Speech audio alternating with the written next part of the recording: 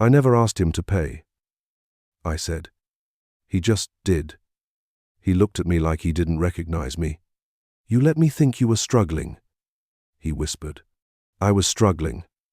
Just not the way you thought. His face stayed blank, but his fingers trembled. I kept talking, because if I stopped, I'd break. I hated lying, but every time you handed me rent, I told myself it was just until next month, just until Mama's meds were paid, just until I could breathe. He didn't flinch. And Tuesday? I flinched for both of us. 12 people, Rena. $700. And I was home, waiting. My chest tightened. I didn't plan it. You didn't stop it. My mouth went dry. I could still hear the laughter, the clinking glasses, the way they toasted me like I was generous, like I was free. I wanted to feel normal for once, I said. To not be the poor girl who owes everything to a man old enough to be her father. His silence was louder than yelling. I loved you, I whispered. He blinked. Just once. Then he asked, did you love me, or what I gave you? I didn't answer, because in that moment, I wasn't sure. I come back, okay? I call you tonight. Her voice was soft, nervous, but the kiss she pressed against my cheek made my chest swell. I smiled like a fool. Of course. Take care of your grandmother. She nodded quickly, tucking the envelope into her bag, fingers trembling as she zipped it closed. I watched her count the bills one more time, lips moving silently. Too much, she said. You give too much. I laughed. It's not too much if it helps your family. She blinked up at me like I'd said something sacred. You good man. My heart. I swallowed hard. That stupid little phrase always got me. I just want you safe, I said. That's all. She touched my hand. I safe now. Because you. I watched her walk out, slow like she didn't want to leave. I waited until she turned the corner, then leaned back and exhaled. God, I loved that girl. The cafe felt warmer after she left. I stared at the table, still seeing her hands, the way they trembled over the money. Not greedy, scared, grateful. I wanted to believe that. I needed to believe that.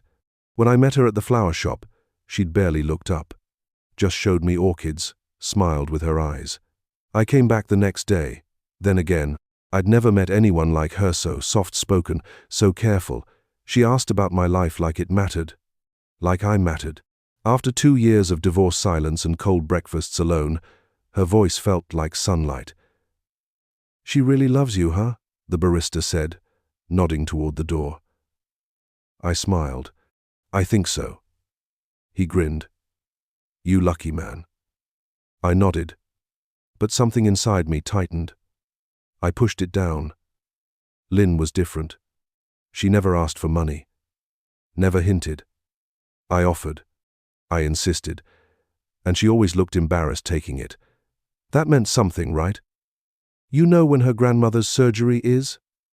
The barista asked. Friday. I'd already cleared my calendar, just in case she needed more help. She's strong girl, he said. Yeah, I replied. She is. I finished my coffee slowly, watching the world pass outside. Bangkok always moved fast, but I felt still lately, like time had finally stopped chasing me. She made me feel that. Younger. Seen. Needed. I tapped my phone twice, checking for a message even though I knew it was too soon. Still nothing. That was fine. She was probably on the train, or with her aunt, or buying something her grandmother needed. I imagined her carrying medicine in that old green bag, telling strangers about the kind man who helped her. I wanted to be that man. I was that man. My ex-wife used to say I wanted to be a hero. Maybe she was right. Maybe that's what all this was. But with Lynn, it didn't feel like saving someone. It felt like being saved. When she held my hand, I didn't think about the past. When she said, my heart, I didn't feel 60. I felt alive. The check came. I paid in cash, added a tip, and stood slowly. My knees popped always, the knees, but my chest felt light. She'd call tonight. I knew she would. She promised. And Lynn didn't lie. Not like the others. Not like the women the guys at the Expat bar warned me about. I believed her. I had to believe her. Because if she wasn't real, then what the hell was I doing here? She was bent over a bucket of white orchids, fingers stained with pollen, when I walked in. "You want flower?" she asked, glancing up. Her eyes were tired, but kind. I nodded. "Something simple. For the apartment." She tilted her head. "You move here?" I smiled. "Yeah, 6 months ago." She picked up a small bouquet. "This good? Clean? No strong smell?" I hesitated. "Do you have orchids?" Her whole face changed. "Yes, I love orchid." I watched her walk to the back, gentle with every step. She returned with a pot, placed it between us like something sacred. "This one's strong. Good for start over." I came back the next day. She remembered me. "You like orchid?" I nodded, still alive, somehow. She laughed softly. "Good. You take care." I handed her a coffee. "Thought you might need this." Her hands froze. "For me?" I shrugged. "Just coffee." She looked down. "You kind." I didn't say anything. I just liked hearing her speak. Her English was broken, but honest, pure. That night, I stared at the orchid on my windowsill. For the first time in weeks, the apartment didn't feel as empty. "Your wife like flower?" she asked one morning, eyes on the stems. I shook my head. "Ex-wife. She hated orchids." She winced. "Sorry." I waved it off. "Not your fault." She whispered. "My papa leave my mama." I know this sad. I opened my mouth, then closed it. Her words weren't perfect, but they landed hard. She knew something about being left behind. After that, I brought coffee every morning. Sometimes a sandwich. She started talking more. My grandmother sick. Heart problem. Expensive. I listened. "Is she okay?" Her eyes watered. "We try. She very old. I want help."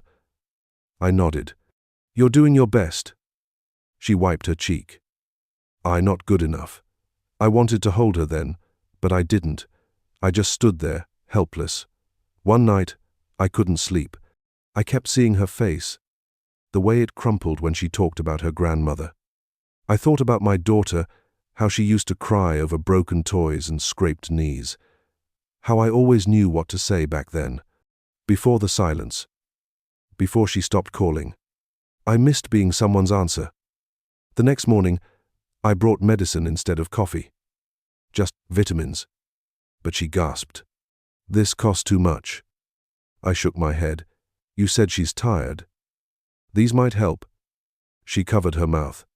"Thank you. You very nice man." I smiled. "I just want to help." She nodded slowly. "You remind me of my uncle. He die, but he good man." Something warm curled inside me. I hadn't been compared to a good man in years. I started looking forward to our mornings. She told me small things show she fed stray cats, how she saved coins in a jar, how her slippers had holes. I listened. I wanted to fix all of it. One day, I slipped a few bills into the flower box when she wasn't looking. "Too much," she said later, finding it. "I can't." I looked her in the eye. "It's not charity. It's because I care." She blinked fast, like she didn't know how to answer that. Later that night, I heard my ex-wife's voice in my head. "You always need someone to save." It's pathetic. I pushed it down. She didn't know Lynn. She didn't know what it felt like to matter again. With Lynn, I wasn't just some divorced man wasting away in Bangkok. I was needed. I was trusted. I was someone's hero, and I wasn't ready to let that go. Not yet. Just, customer, she said, pulling the bathroom door shut behind her. I called back. I heard her voice drop to a whisper, then silence. I stared at the empty cup on the table and tried not to wonder why a flower shop customer needed to call her at midnight. When she came back out, she smiled like nothing happened. Sorry. So busy today. I nodded. It's okay. She sat beside me, leaned her head on my shoulder. You mad? I shook my head. Number. Just tired. She kissed my arm. You sweet. I love you. I smiled. That should have been enough. But when I reached for her hand, I saw it deep red polish. Fresh and glossy. Not a chip in sight. New color? I asked. No, she said quickly. Old. I do at home. It didn't look like something done at home. Not with shaky fingers and drugstore paint. But I didn't press. The next morning, she asked for more money. For medicine. My grandmother need injection. Very fast. I opened my wallet. Do you have the prescription? She paused. Aunt keep it. She go hospital today. I handed her the bills. Okay. Just tell me if you need more. She kissed me fast. You save us. Later that night, she came over smelling like jasmine and muskrich. Expensive. She said it was from her cousin. She give me small bottle. For lucky. I touched her cheek. It suits you. She laughed. You think I rich now? I smiled. Maybe just fancy. She leaned in close. Only for you. But something felt off. She wasn't working Mondays anymore. When I asked why, she blinked. Boss say no need Monday. 2 days later, she said, Monday, flower day is busy. I didn't say anything. I didn't want her to think I was checking. I wasn't. Not really. At the cafe, I watched her sip from a pink tumbler. Nice cup, I said. I win from game, she replied. What kind of game? She shrugged. Lucky spin. Online. I nodded. Maybe I should play. She laughed. No, you always lucky. You have me. I told myself not to overthink it. She was sweet, always touched my arm when we talked, always said thank you. She cried when I gave her money for rent. That meant something. But the English, that's what kept sticking. When we argued, it got too clean, too sharp. You don't trust me? She snapped one night. When I asked why she didn't answer my call. I was busy. I blinked. I just wanted to check if you were okay.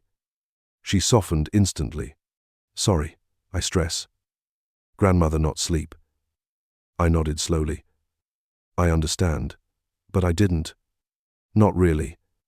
Still, I held her when she crawled into my bed that night. She clung to me like I was home. You best thing in my life, she whispered. I closed my eyes. I wanted it to be true. When I told Mark, he frowned. You sure she works at that flower shop? I laughed it off. Of course. I've been there. He nodded. Recently? I didn't answer. I didn't want to say I hadn't been back in weeks. She always met me somewhere else now. But every time I felt the doubt creep in, I saw her face, how she looked when she smiled at me across the table, how she curled against me when she was cold. I'm yours, she said once. Only yours. I wanted to believe that more than anything. I needed to believe it. Because if I didn't, I'd have to admit what I already feared, that the cracks were real, and I was choosing to look away. That loving her meant lying to myself. And I wasn't sure which part scared me more. I'm here to see Kun Mali, I said, holding out the soup container. She was admitted 3 days ago, heart complications. The nurse looked at the chart, then back at me. No Mali here. Are you sure the name is correct? My smile faltered. Lynn said this was the hospital. Maybe she used another name. The nurse frowned. We have no elderly patients admitted this week matching that description. I stood there, clutching a plastic bag of orchids and soup, my pulse thudding. "Could you check again? Please." She checked. Again. "Sir, I'm sorry." I stepped outside. The heat hit my face like guilt. My hands shook as I unlocked my phone. She picked up on the second ring. "Hey, baby." My voice cracked. "I'm at the hospital." Silence. "They said no one named Marley's been admitted." "I brought soup." She didn't answer. "Lynn?" Her breath hitched. "I'm sorry." I leaned against the wall. "Where is she?" Her voice dropped. "She died 2 years ago." My stomach dropped. "What?" She started sobbing. I lie, I so sorry." "Why?" My throat burned. "Why would you do that?" Her voice was barely a whisper. "Mama owe money. I not want you run." I scared. I didn't know what to say. I stared at the orchids in my hand. "So the injections, the appointments?" She cried harder. "I bad. I know I bad." I walked to the parking lot, legs heavy. "You could have told me. I would have helped." She didn't stop crying. "I don't want lose you." I closed my eyes. "Then why lie?" She choked on her own breath. "You help when I say grandma, not mama. I don't know why. I heard the panic in her voice. Or maybe the performance. I couldn't tell anymore. "I don't understand," I said quietly. "Was any of it true?" Her voice broke. "You true. I love you." When I got back to the condo, she was sitting on the floor by the elevator, makeup smudged, eyes red. "I wait here long," she whispered. I didn't speak. I opened the door. She followed me in. "I didn't mean—" "Don't," I said. "Please." She reached for me. "I scared you hate me." I shook my head slowly. "I don't hate you. I just don't know who you are." She started crying again. Real or not, I couldn't tell. But when she put her head against my chest and whispered, "I'm sorry, my heart," I wrapped my arms around her. Because that's what I do. I fix things. Even broken stories. Even lies. Even when I know better. That night, we didn't talk much. She slept in my bed, curled against me like a frightened child, and I stared at the ceiling, replaying everything. The money, the perfume, the sudden fluency, the missing Mondays. And now this, the grandmother who never existed. I wanted to scream. I wanted to shake her. I wanted her to disappear and take the truth with her. But when she held onto me and whispered, "Please don't leave," I didn't move. I couldn't, because the alternative, being alone, again felt worse than the lie. Even now, I don't know what broke more, my trust or my will to face it. So I kissed her hair, closed my eyes, and told myself it was just one mistake. Just one. Even if that wasn't true. Even if nothing was. Her phone buzzed while she was in the shower. I ignored it at first. Then it buzzed again. I glanced at the screen. A message in Thai, no name, just a number. Then another, this one with a name. "Mama-san." I stared at the text. I didn't know Thai, but I copied it into Google Translate anyway. "You coming tonight? Lotus Bar needs you. VIP, asking again." My stomach dropped. I read it twice. Then again. I walked to the bathroom door. The water was still running. I knocked. "Lynn?" No answer. "We need to talk." She came out a minute later, wrapped in a towel, hair dripping. "What happened?" I held up the phone. "Who's Mama-san?" Her smile cracked. "What you mean?" I showed her the message. "Lotus Bar? Vips?" She froze. "Why you look my phone?" "Why didn't you tell me?" I asked. She didn't answer right away. "Lynn." She sank onto the bed. "It not what you think." I stood there, heart racing. "Then tell me what it is." Her voice dropped. "I work there, but just talk. Just drinks. No sex. My mouth went dry. Since when? Long time. Before you. You told me you worked at the flower shop. She looked down. I do, daytime, but not enough money. Mama oh. I scared. I paced. So, every time you said you were helping your grandmother, she really was sick, she interrupted. Before. But I keep lie. I don't want you think I bad girl. My head spun. Lynn, you let me believe I was saving you. She reached for my hand. You do. You saved me from that place. I won't stop.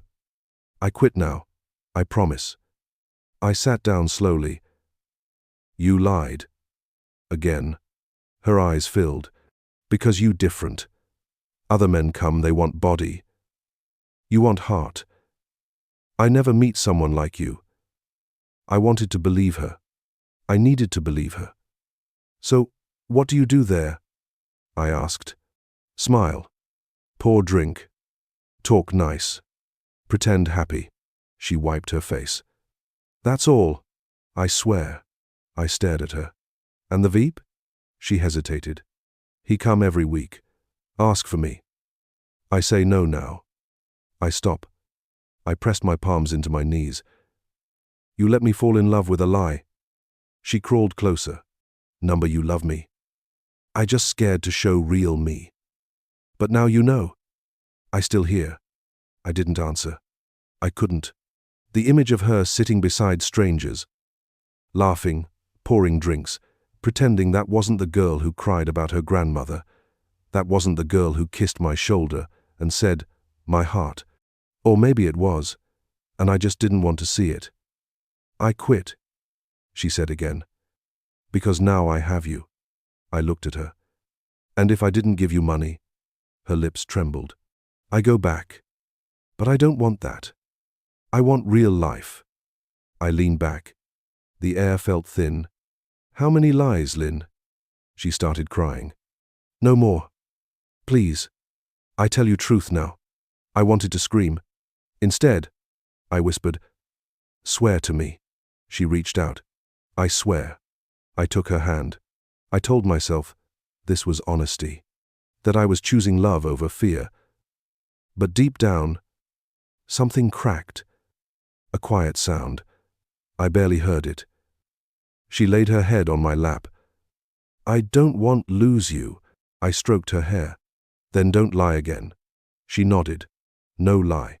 I sat there, numb, listening to her breathing slow. I didn't know what was real anymore, but she was warm. She was here, and that felt better than being alone. So I stayed, because truth hurt. But losing her hurt more. And maybe that's why I let her stay. Maybe that's why I still believed her. Even now. Even then. She's just tired, I told myself.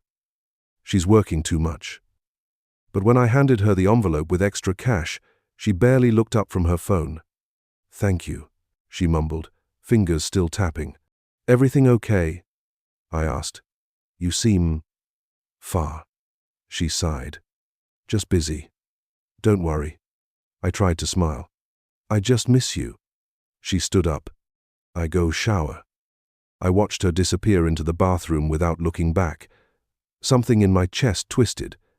The next night, I heard her laugh while messaging someone. Not the soft laugh she gave me. This one was louder, brighter. I stared at the ceiling, wondering who was on the other end. By morning, she was gone. A note on the counter said, "See you later. Don't wait." I started waiting anyway. I waited every night. Then one night, I followed her. I didn't mean to. I just needed to know. I watched her take a taxi.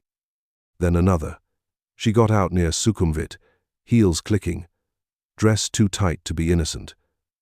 I parked across from the Lotus Bar. She walked in. No hesitation. I waited. 2 hours. Then 3. I watched men come and go. Mostly Western, mostly older. One of them looked like me. That hurt more than I expected. The next day, she came home at noon. Sorry, she said. slipping into bed. I help my cousin. She's sick.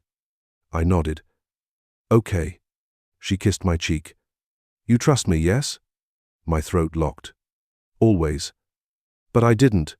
I kept going back to the bar.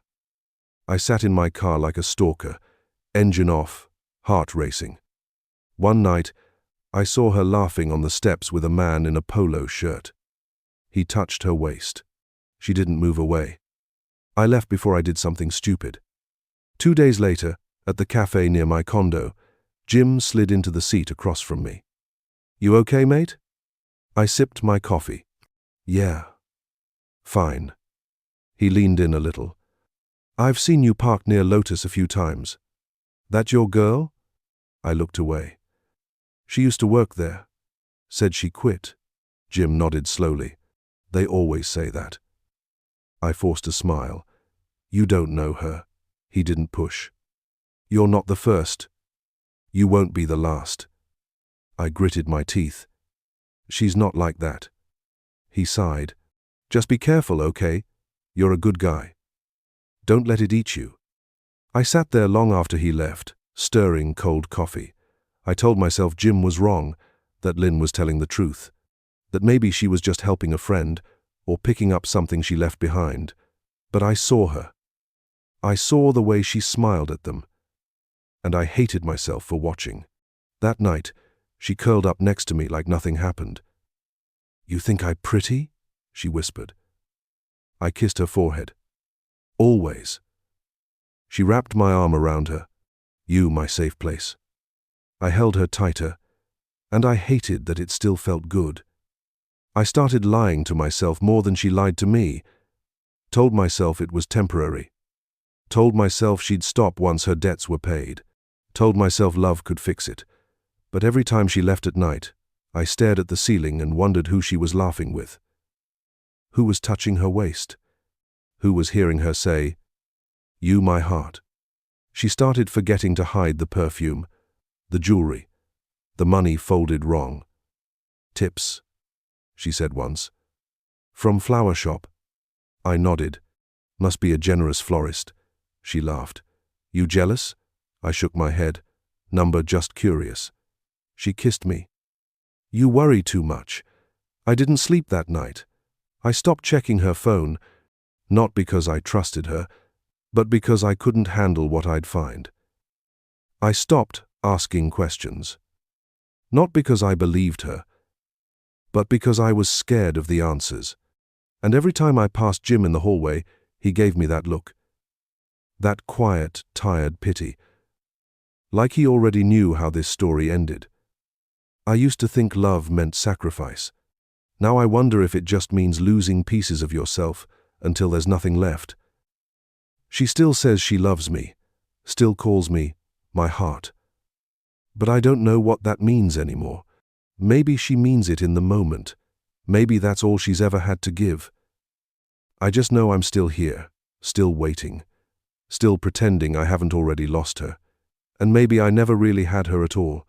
Sir, we noticed unusual spending patterns on your account, ending in 4 to 9, -2, -1, the bank rep said, voice polite but firm. Multiple charges from bars and clubs across Bangkok, totaling over $3,000 in the last 7 days. I gripped the edge of the table. Bars? He hesitated. Yes, including a $700 charge from Lotus Bar. Last Tuesday night. I stared at the floor. Last Tuesday, she said she had a fever. She told me not to come. Said she just wanted to rest.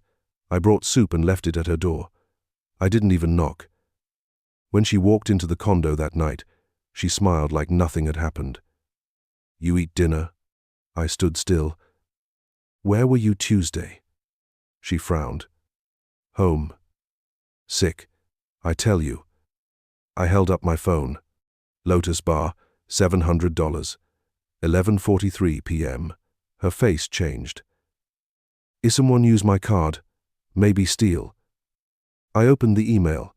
Here's the full statement. All bars. All last week. She crossed her arms. Why you check? You not trust me? My hands shook. You said this card was for emergencies. She scoffed.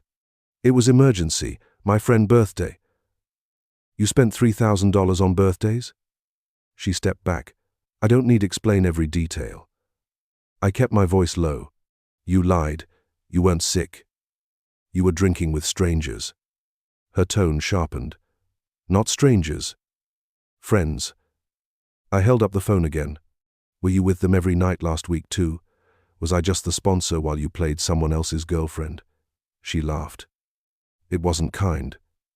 You want truth now? I stayed silent.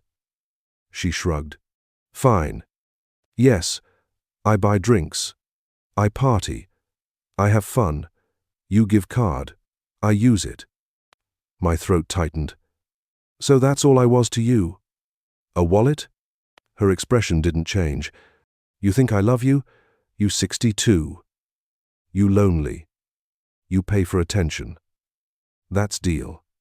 My chest caved. Lynn. Number don't. Lynn me. You act like victim. But you know, you just don't want to admit. I could barely breathe.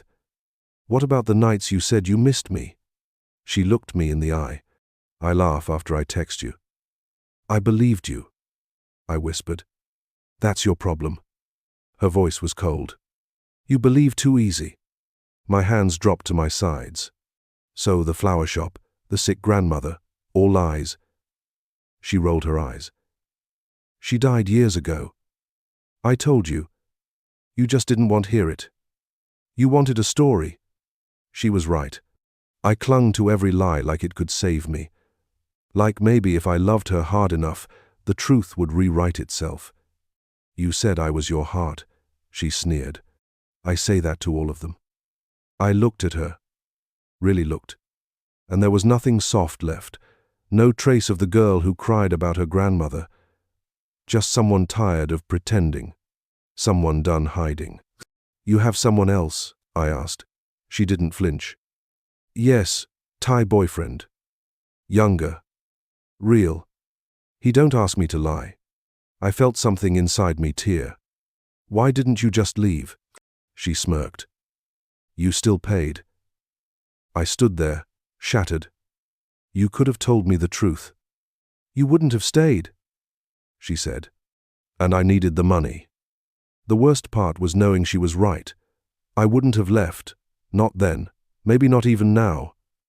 She grabbed her purse. I go now. I didn't stop her. I didn't say a word. The door closed like a final breath.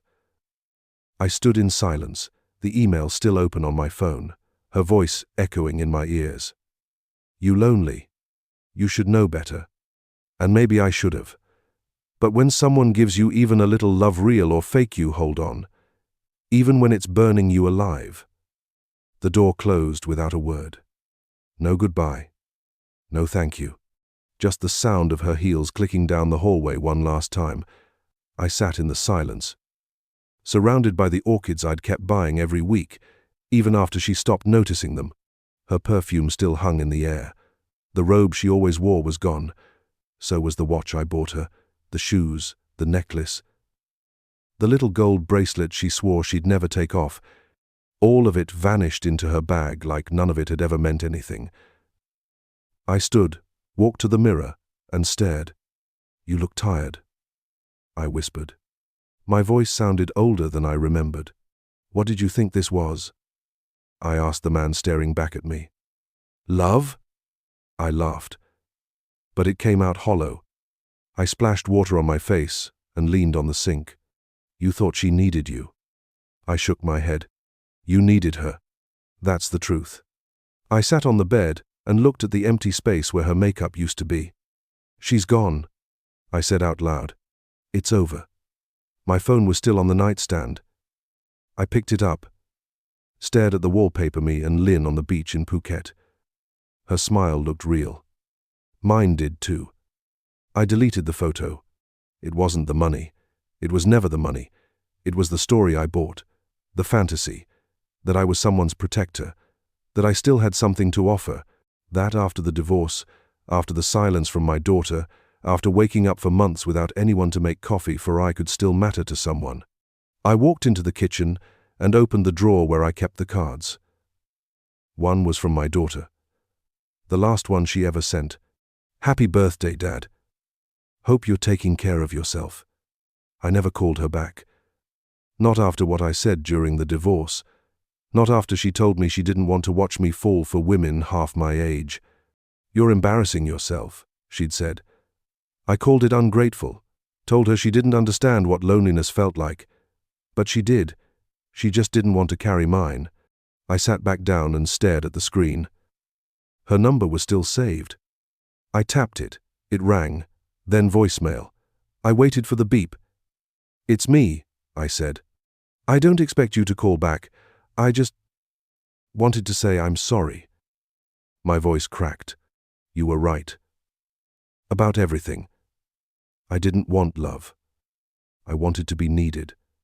I wanted to be someone again. I wiped my eyes, and I understand why you pulled away. It must have been exhausting watching me pretend I wasn't broken." I paused. "I'm trying now. That's all I wanted to say." I ended the call and set the phone down gently. The orchids sat in their pots, silent. I reached out and touched one. "Still here, huh?" I whispered.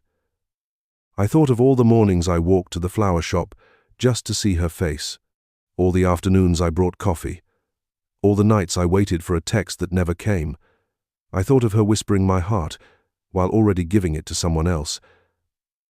But more than anything, I thought of myself, of the man who let it happen, who ignored the lies, who thanked her for them, who built a fantasy just convincing enough to live in. The air felt heavy. The condo felt bigger, colder. I opened the window and let the city sounds drift in. I wasn't angry anymore. Just empty. Not because she fooled me, but because I wanted to be fooled. Because the truth meant admitting I'd let go of who I was a long time ago. I looked at the phone again. No reply. I didn't expect one. But leaving that message was the first honest thing I'd done in a long time. And maybe that was the beginning. Or maybe it was just the end. Either way, I finally knew what I'd really lost. Not her. Myself. I saw her at Central World, near the escalators by the food court. She was laughing, head tilted, hand on the arm of a younger Thai guy in designer sneakers. I stood still for a moment, watching them walk past the sushi place like any couple on a Sunday. She didn't see me. Or maybe she did, and just didn't care. Either way, I felt nothing. No heat in my chest, no anger, no ache, just recognition. That's all she was now, someone I used to know. I walked out with my coffee, took the long way home, and didn't think about her again. These days, I wake up early. I stretch. I feed the stray cat that waits near the door. I go hiking with a group of retirees from Denmark and Korea. We talk about joints and language apps and who's got the best mangoes. I like the quiet. I like how nobody asks me where I've been or who I used to be. After the hike, I stop by the shelter. I help clean cages and walk dogs that pull too hard on the leash. The staff laughs at my tie, but I keep learning. I want to understand this place on my own terms now. 2 weeks ago, my phone rang in the middle of the afternoon. I didn't recognize the number until I heard her voice. "Hi, Dad." I froze, then sat down. "You called?" She laughed quietly. "Yeah, I got your message." Took me a while to decide. I didn't say anything. "It was a good message," she added. I exhaled. "I meant every word." She was quiet, then said, "I'm proud of you." Just like that. No build-up. No judgment. Just a sentence that wrapped around something tight in my chest and let it breathe. We talked for an hour. Not about the past. About now. About the plants she was growing. About my Thai class. About second chances. I told her about the orchids. "They're still alive?" she asked. I laughed. "More than alive. I finally figured them out." She smiled through the phone. I could hear it. "What's the secret?" she asked. "Balance," I said. "You can't drown them. You can't ignore them. Just steady care. She didn't speak for a second. Then, "Sounds like you're learning." I hung up and looked at the little row of white blooms on the windowsill. Each pot different, some thriving, one struggling, but still there, still worth watering. I leaned over, touched a leaf. "You're doing okay," I whispered. "I'm still in Bangkok, still alone. But it's different now. I don't wait for texts that never come. I don't check bars or scan receipts. I don't try to save anyone. I just try to be present. Each day I show up for the orchids, the dogs, the hikes, the girl who finally called me back. And that's enough. For the first time in a long time, that's enough."